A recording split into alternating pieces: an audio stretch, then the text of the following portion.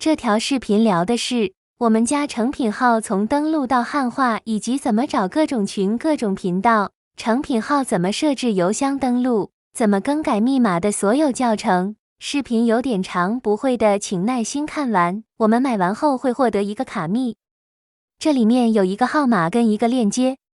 接着我们打开飞机，输入号码，每个号码地区都不一样，要看开头的几位数。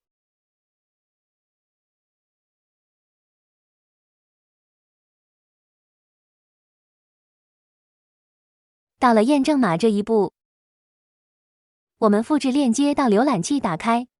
复制链接的时候不要复制到号码，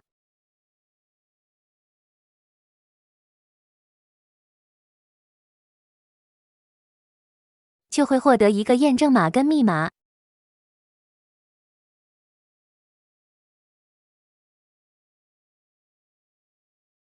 飞机的机制输密码界面不允许录屏，输入验证码跟密码就登录上了。这是我们登录上的样子，语言里也不会有中文选项。首先我们随便打开一个窗口，这里我们先输入一个符号 @， 然后输入自由的拼音，后面加上518发送出去。接着我们点这里，然后点这里加入，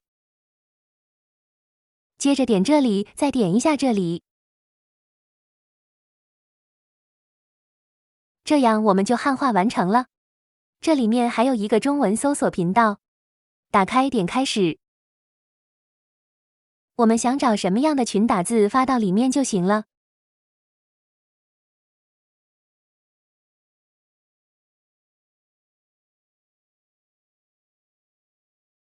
我这边就不给大家演示了，这是汉化好的样子，这里都是中文了。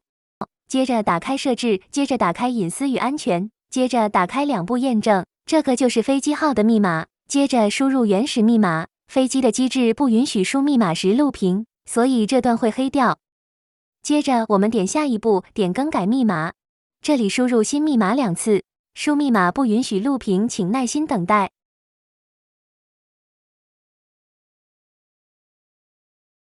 接着我这里设置一个提示，以防忘记密码。接着这里是设置改密码用的邮箱，直接跳过就行。接着更改我们登录要用的邮箱，不是每个号都有登录邮箱，很多地区的号都是没有登录邮箱的。接着打开设备，一般买的号上面都会有一个机房设备，新设备登录需要24小时以后才可以踢掉它。